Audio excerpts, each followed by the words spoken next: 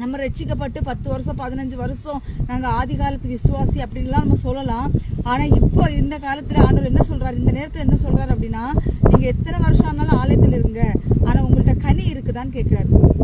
நம்ம எத்தனை வருஷம் விசுவாசிகளா இருந்தாலும் நம்மள்ட்ட கனி இருக்கான்னு என்ன செய்யறாரு தேவன் கேட்கிறாரு. நம்மள்ட்ட கனி இருக்கணுங்கிறத தேவன் விரும்புறாரு.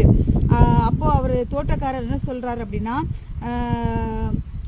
தோட்டக்காரன் வந்து அந்த கனி இருக்குதா நான் அதை தேடி வந்திருக்கிறாரு. அந்த கனியை பார்க்கிறாரு.